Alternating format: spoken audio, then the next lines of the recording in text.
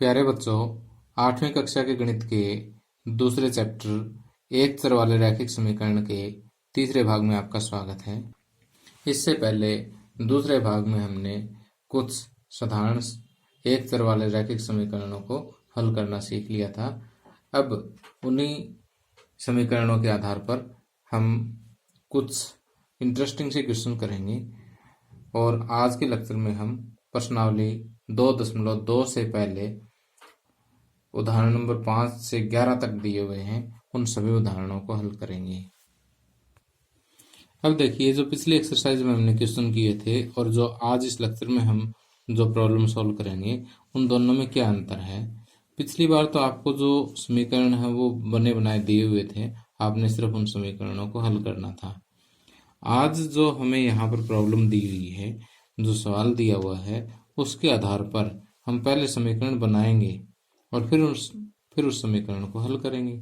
तो यहाँ पर आपने समीकरण बनाना सीखना है, जो कि बहुत ही आसान है। जैसे क्वेश्चन में कहेगा उसी हिसाब से हम चलेंगे और हमारा समीकरण बन के तैयार हो जाएगा, आपको पता ही नहीं लगेगा। कि जैसे अब यहाँ क्वेश्चन की स्टेटमेंट को पढ़ते हैं कि प्रमेय संख्या -7/3 के दुगने में क्या जोड़ा जाए जिससे हमें 3/7 प्राप्त हो। तो यहाँ इसके हल में देखिए क्या लिखेंगे कि -7/3 के दुगने में, पहले तो इसका दुगना करो। दुगना करने का मतलब इसको 2 से गुणा करनी पड़ेगी। में क्या जोड़ा जाए, मैं कहता हूँ कि x जोड़ा जाए, कि हमें पता ही नहीं है वो क्या चीज़ है, तो उसको हम क्या मान लेते हैं, x मान लेते हैं। कि -7/3 के दुगने में क्या जोड़ा जाए, x जोड़ा जाए, जिससे हमें 3/7 प्राप्त हो, यानी जिसका उत्तर क्या है, 3/7 आए। ठीक, तो बन गया समीकरण। बस इसको सोल्व कर लेते हैं। तो 2 के अंदर गुणा कर लेते हैं पहले। 2 7 14 और माइनस का 7 है तो माइनस का 14/3 प्लस x बराबर 3/7। तो यहाँ प्रश्नानुसार लिख देते हैं। प्रश्नानुसार, प्रश्न के अनुसार हमने ये चीज़ तैयार की। ठीक, तो यहाँ पर या लगाएंगे। ठीक, जैसे मैंने पिछले लेक्चर में आपको बताया था। यहाँ पर फिर या जो चर है उसको एक तरफ रखेंगे, बाकी दूसरी तरफ ले जाएंगे। 3/7, ये माइनस का 14/3 है तो राइट साइड में जा करके प्लस का 14/3 हो जाएगा, क्योंकि बराबर के निशान के ऊपर से माइनस की संख्या जाएगी तो प्लस की बन जाएगी। या x बराबर क्या होगा, इधर दोनों का एलसीएम लेते हैं। 7 तिये 21, 21 को 7 से भाग दिया 3, 3 तिये 9, 21 को 3 से भाग दिया 7, 14 7 98। ओके, तो यहाँ पर x बराबर 9 और 8 17 और 9 और 1 10, 107/21 जो है ये आपका आंसर आ जाएगा। अब अगला उदाहरण देखिए।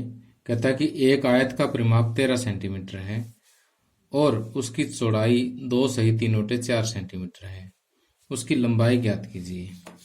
तो देखिए कि आयत से आप भली भांति परिचित है। ये आकृति क्या होती है, आयत होती है। अब इस आयत का परिमाप यानी चारों भुजाओं का योग दे रखा कितना, 13 सेंटीमीटर, और चौड़ाई दे रखी 2 सही 3/4 सेंटीमीटर, और लंबाई ज्ञात करनी है। अब इस एक्सरसाइज में और इन उदाहरणों में जो चीज़ ज्ञात करनी है ना, वो x है। ज्ञात क्या करनी है, लंबाई। लंबाई ज्ञात करने तो हम लंबाई को x मान लेते हैं। कि माना आयत की लंबाई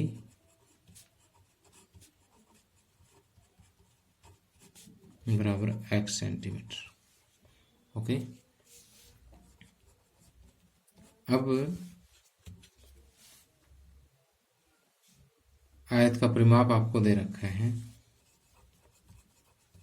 आयत का परिमाप, पहले आप सूत्र लिख देते हैं इसका कि परिमाप क्या होता है, 2 गुणा लंबाई प्लस चौड़ाई।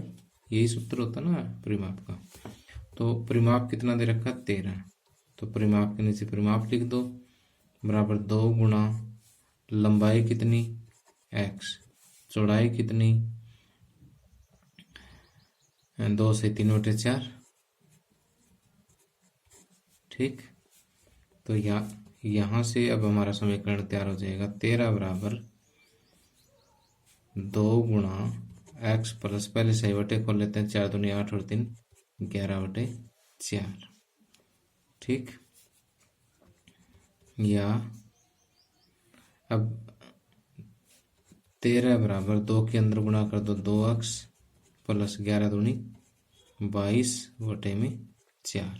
अब देखिए समीकरण बन गया ये। तो हम x को एक तरफ रखेंगे, बाकी दूसरी तरफ ले जाएंगे, या इसको ऐसा लिख देते हैं कि राइट साइड लेफ्ट में लिख देते हैं, लेफ्ट राइट में लिख देते हैं, तो उसका तो कोई फर्क नहीं पड़ना,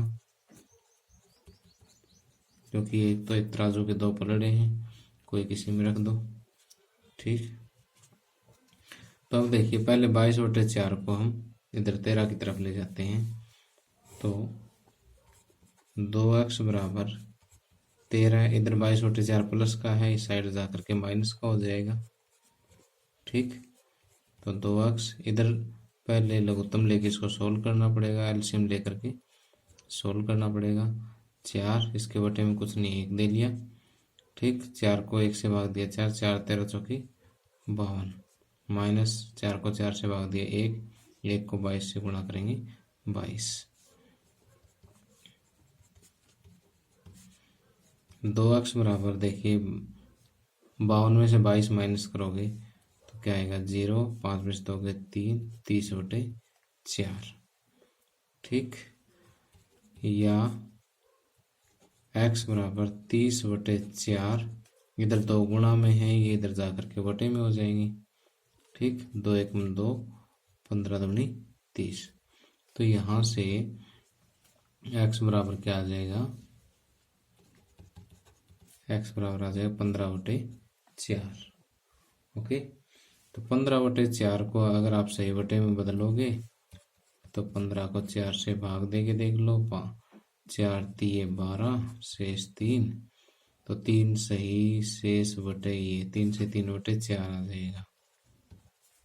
ठीक, ये उत्तर होगा। तो आयत की लंबाई कितनी आ जाएगी, 3 से 3/4 सेंटीमीटर। तो यहाँ पर आप लिख सकते हैं, इसलिए आयत की लंबाई, इसलिए आयत की लंबाई बराबर 3 से 3/4 सेंटीमीटर। ओके, यहाँ देखिए अगले उदाहरण में आपको दिया हुआ है कि साहिल की माँ की वर्तमान आयु साहिल की वर्तमान आयु की 3 गुनी है। 5 वर्ष बाद उन दोनों की आयु का योग 66 वर्ष हो जाएगा। उनकी वर्तमान आयु ज्ञात कीजिए। तो देखिए मैं आपको एक चित्र के माध्यम से समझाता हूँ कि ये तो है साहिल। ठीक, ओके, ये साहिल है और ये हो गई साहिल की अम्मा।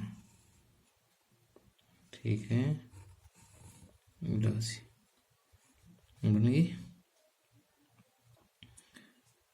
तो ये साहिल की अम्मा हो गई। अब ये दोनों आपके सामने हैं। अब जैसे क्वेश्चन कहता है ना, ऐसे ही हमें समीकरण तैयार करना पड़ेगा। साहिल की माँ की वर्तमान आयु साहिल की आयु की 3 गुनी है। अब हमें पता नहीं साहिल की कितनी है, तो साहिल की वर्तमान आयु आप x वर्ष मान लेते हैं। वर्तमान मतलब आज की डेट में x वर्ष है, साहिल की x है, तो साहिल की माँ की आयु साहिल की वर्तमान आयु की 3 गुनी है, यानी माँ उससे 3 गुनी है, तो ये 3 गुनी होगी। 3 गुनी मतलब 3 से गुना कर दिया हमने, कोई बड़ी बात नहीं है। ये साहिल हो गया, ये इसकी माँ हो गई। ठीक है, अब 5 वर्ष बाद दोनों की आयु का योग 66 वर्ष हो जाएगा। अब 5 साल बाद में कंडीशन देखो, आज साहिल x वर्ष का है तो 5 साल बाद में x 5 वर्ष बड़ा हो जाएगा, 5 वर्ष बड़ा हो जाए तो हम क्या करेंगे, x में 5 से जोड़ देंगे। ठीक, एक बार फिर से 5 वर्ष बाद में क्या होगा, आज साहिल x साल का है तो 5 साल बाद में 5 साल बड़ा होगा, 5 साल बड़ा होगा तो x में 5 से जोड़ दिया हमने। अब साहिल 5 साल बड़ा हो गया 5 साल बाद में, ये तो है इसके वर्तमान, और ये 5 वर्ष बाद की बात है। तो 5 वर्ष बाद में साहिल 5 साल बड़ा हो गया तो उसकी माँ भी तो बड़ी होएगी, कितनी होएगी, वो भी 5 साल बड़ी होगी, 5 साल बड़ी होगी तो 5 इसमें जोड़ दिया।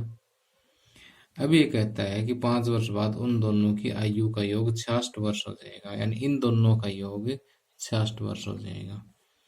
किस किस का, x+5 का और 3x+5 का योग कितना हो जाएगा, 66 हो जाएगा।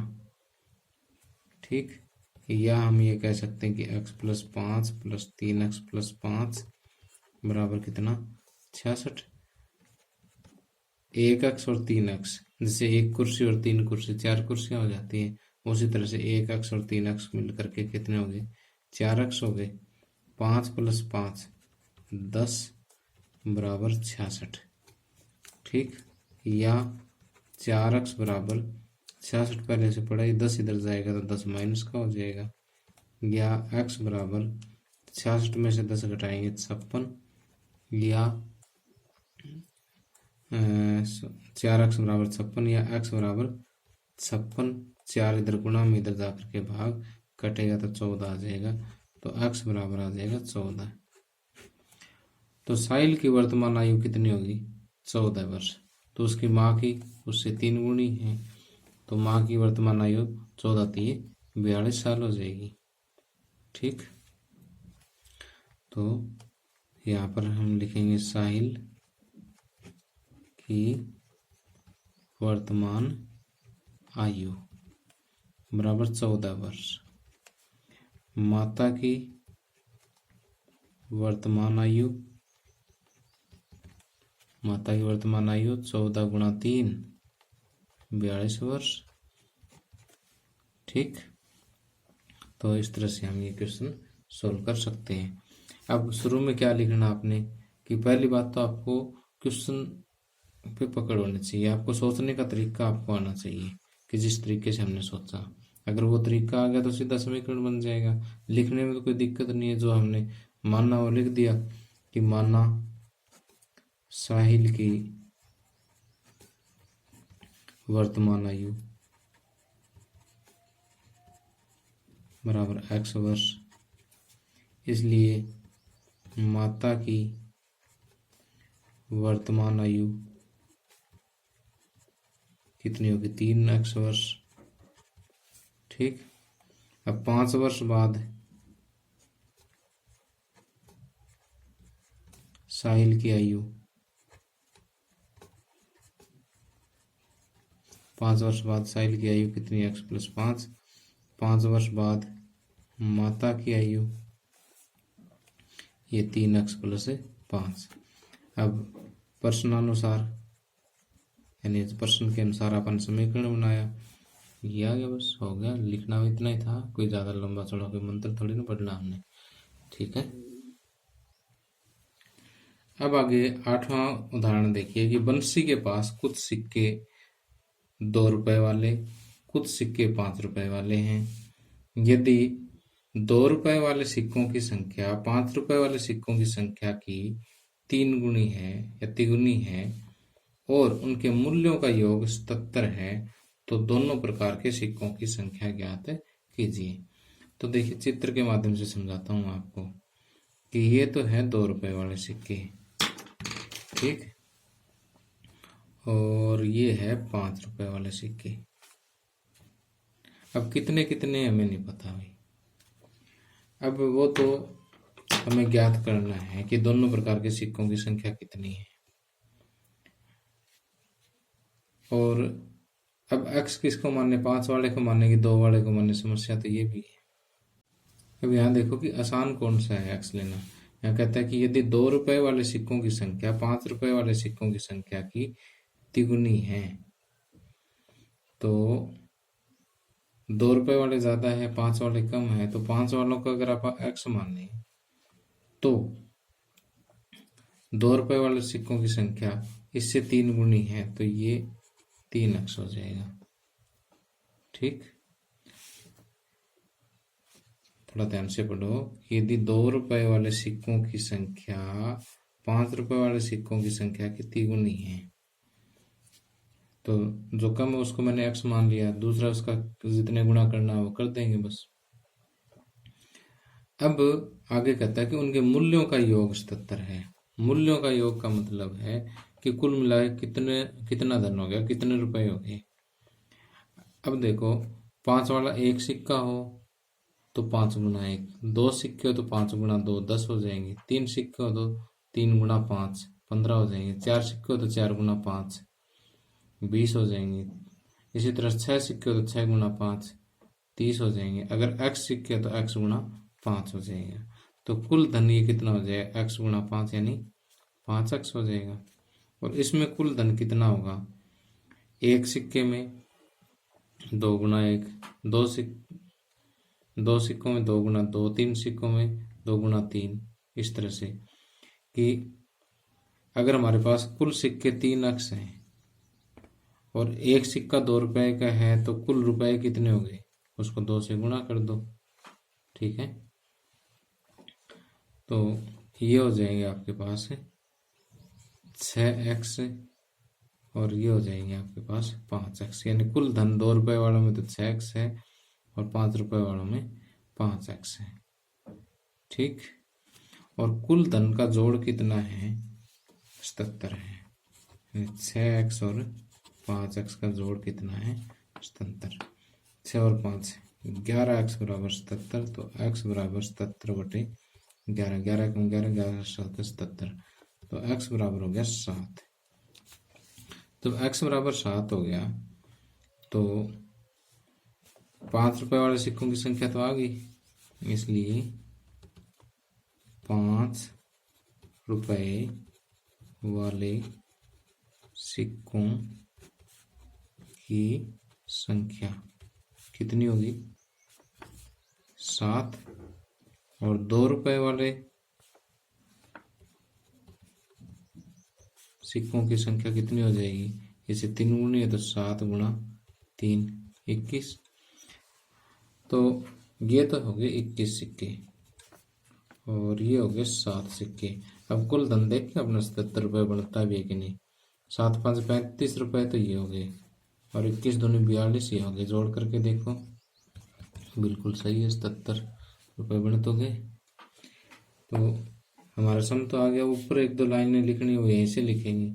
माना 5 रुपए की सिक्कों की संख्या x, क्या लिखेंगे, माना 5 रुपए के सिक्कों की संख्या बराबर x। इसलिए 2 रुपए के सिक्कों की संख्या आपने पूरा लिखना, मैं समय बताने के लिए ऐसे कॉम में लगा रहा हूँ। 2 रुपए के सिक्कों की संख्या 3x हो गई। ठीक, और 5 रुपए वाले सिक्कों का मूल्य 5x। 5 रुपए वाले सिक्कों का मूल्य कितना हो जाएगा, 5x। और 2 रुपए वाले सिक्कों का मूल्य कितना हो जाएगा, 2 गुणा में 3x बराबर 6x। और प्रश्नानुसार हमने समीकरण बना दिया और इसको हल कर दिया बस। अब अगला क्वेश्चन देखिए कि यदि 11 के 3 लगातार गुणजों का योग 363 है तो उन्हें ज्ञात कीजिए। अब 11 के गुणज कौन से होते हैं, जो 11 का पहाड़ा जो होता है ना, 11 की जो टेबल होती है, 11 एकम 11, 11 दूनी 22, 11 तिय 33, ये 11 के गुणज ही हैं। ठीक, तो जैसे 11 गुणा 1, 11 गुणा 2, 11 गुणा 3। ठीक, तो जैसे ये 22 33 ये सारे क्या है, गुणज ही है इसके। और लगातार कितने गुणज हो सकते हैं? लगातार तो हम चलते जाएं, कोई अंत ही नहीं है। अब देखो ये तीनों लगातार हैं, ये तीनों लगातार हैं, ये तीनों लगातार है, इस तरह से तीन लगातार गुणज कोई भी हो सकते हैं। तो मैं ये कहता हूं कि जैसे जैसे यहाँ 11 को 2 से गुणा की, अगले अगला लगातार ज्ञात करने के लिए 2 से एक फालतू 3 से गुणा करनी पड़ेगी, फिर एक और फालतू 4 से गुणा करनी पड़ेगी, ऐसे लगातार निकलेंगे ना।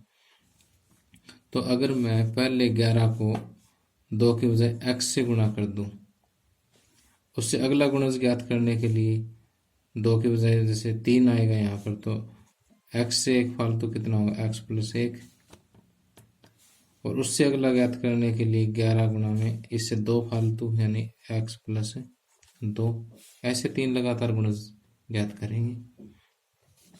तो 11 के 3 लगातार गुणज कौन कौन से हो जाएंगे? 11 की x के साथ गुणा 11x, 11 की x प्लस 1 के साथ गुणा तो 11 गुणा x प्लस 1, और फिर 11 गुणा x प्लस 2, ये तीन लगातार गुणज हो गए। ठीक, लगातार गुणज किसी भी क्वेश्चन में निकालने हो, मान लिया 8 के निकालने तो 8x, 8 गुणा x प्लस 1, 8 गुणा x प्लस 2, इस तरह से करना है। आपने याद रखना है कि लगातार गुणज इस तरह से लेते हैं। तो लगातार गुणजों का योग कितना, 363 है। अब इन सभी को जोड़ देते हैं और योग कितना, 363। तो प्रश्नानुसार क्या है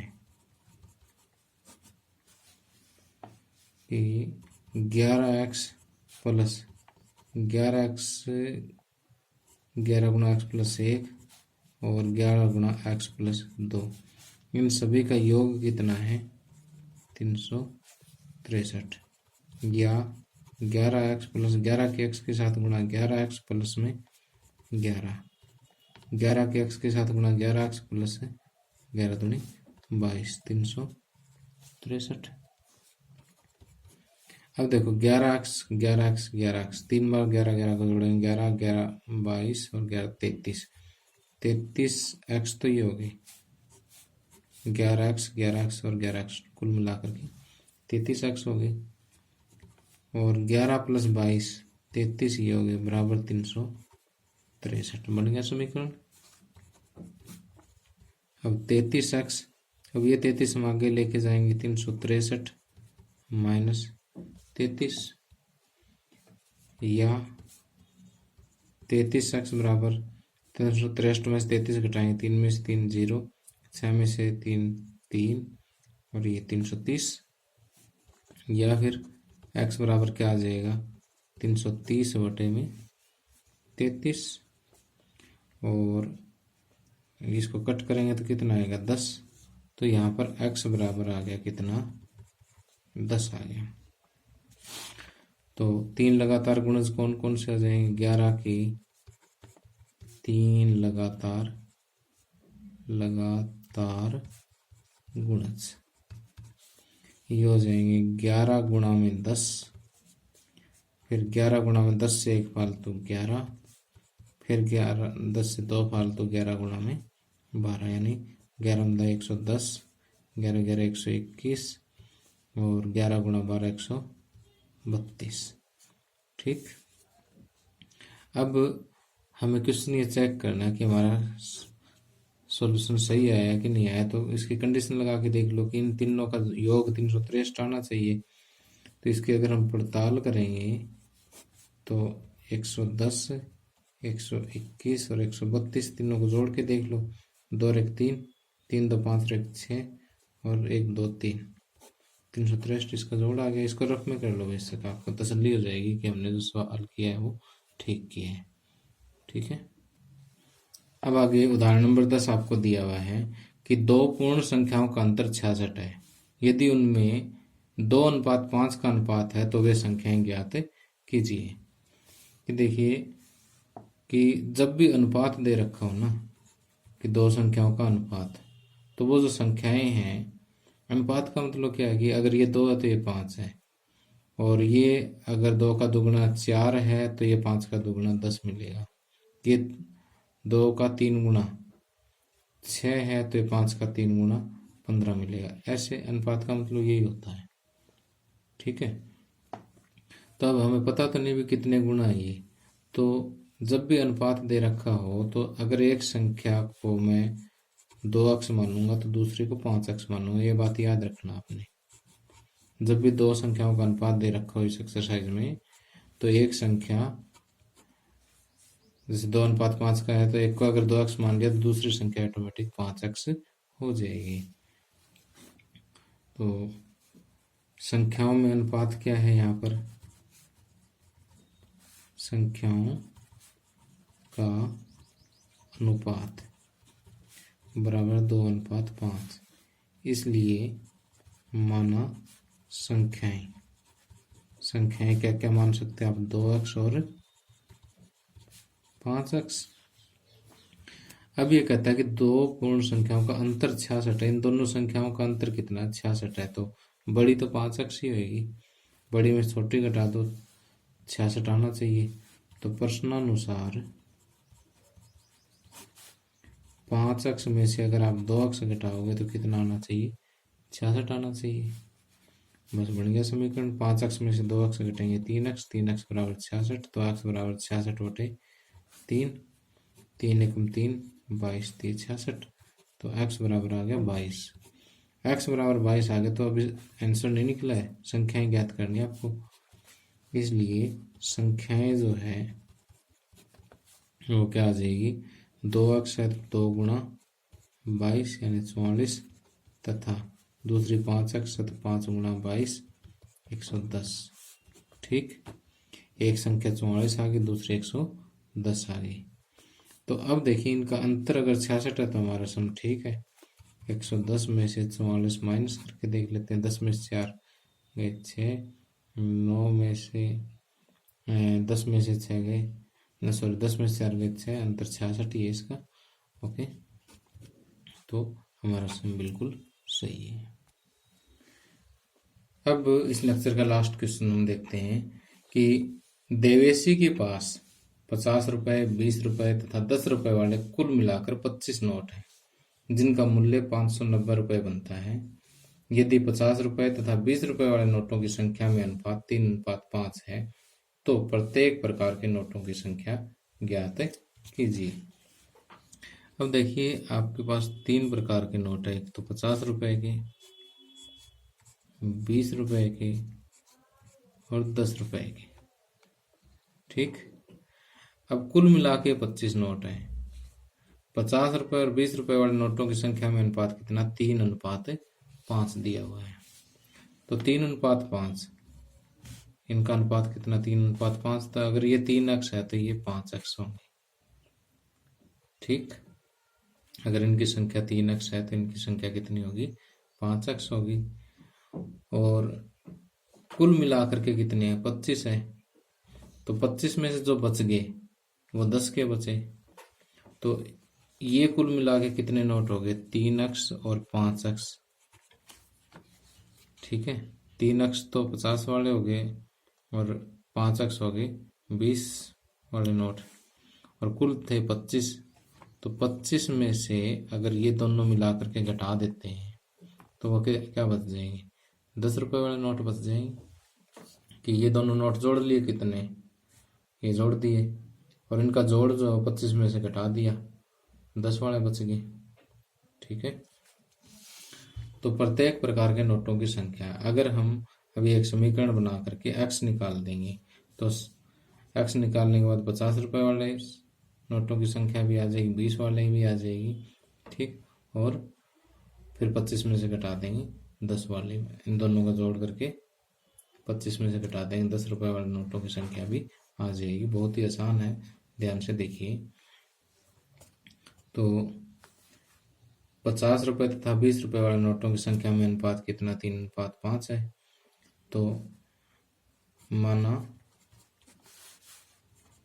50 रुपए के नोटों की संख्या बराबर कितनी? 3 अक्ष। माना 20 रुपए के नोटों की संख्या कितनी है 5x। इसलिए 10 रुपए के नोटों की संख्या कितनी हो जाएगी 25 में से इन दोनों का जोड़ घटा देते हैं 3x प्लस में 5x। ठीक, 25 माइनस 3 और 5 8x। ये आगे 10 रुपए के नोटों की संख्या। ठीक, तो अब ये कहता है कि जिनका मूल्य 590 बनता है। अब देखो प्रश्नानुसार 50 रुपए के नोट कितने 3x और उनका कुल मूल्य कितना बनेगा। एक नोट का मूल्य 50 रुपए है तो 3x नोटों का मूल्य गुणा में 50 हो जाएगा। और 20 रुपए वाले नोटों की संख्या कितनी है 5x और एक नोट का मूल्य 20 है 20 रुपए है तो 5x का क्या हो जाएगा 5x को 20 से गुणा कर दो। इसी तरह से 10 रुपए वाले नोट कितने अपने पास 25 माइनस 8x है। ठीक, एक नोट का मूल्य 10 रुपए है तो ये भी 10 से गुणा हो जाएगी। और तीनों को जब हमने जोड़ा तो इनका जोड़ कितना आना चाहिए 590 आना चाहिए। ठीक, तो अब देखिए इसके गुणा कर लेते हैं। 5 दिए 15 150x हो गया। 5 दूनी 10 और एक ये वाले 0 100x हो गया। और 10 के अंदर गुणा करेंगे तो 10 की 25 के साथ गुणा 250 और माइनस 8 दाएँ 80x बराबर 590। तो यहाँ से अब समीकरण तैयार हो जाएगा हमारा कि 150 और 100 250 में से 80 माइनस कर दो। 250 में से 80 माइनस करेंगे तो 15 में से 8 गए 7 170। तो 150x 100x 250x 250x में से 80x माइनस करेंगे माइनस ये आ जाए 170x।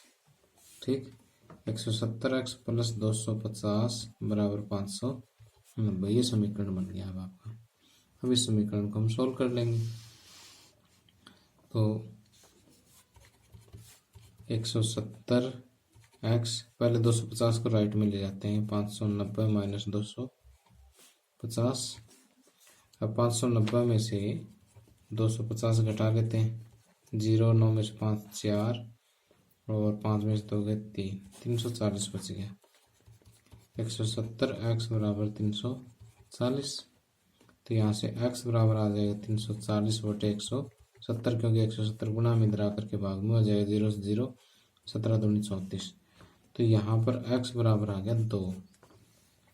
x बराबर अगर 2 आ गया तो 50 रुपए वाले नोटों की संख्या 50 रुपए वाले नोटों की संख्या कितनी है 3x है बराबर 3x की जगह क्या रखते हैं 2 3 दूनी 6। 50 रुपए वाले हो गए 6 नोट। इसी तरह से 20 रुपए के नोटों की संख्या कितनी है 5x तो 5 गुणा 2 10 आ जाएगा। और 10 रुपए वाले नोटों की संख्या देखिए 10 और 6 16 तो ये होगी तो 25 माइनस 16 और कितना बच गया 9।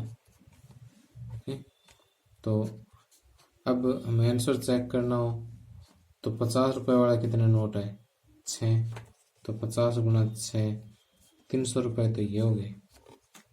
20 रुपए वाले 10 हैं तो 20 रुपए वाले 10 है तो 200 रुपए ये हो गए।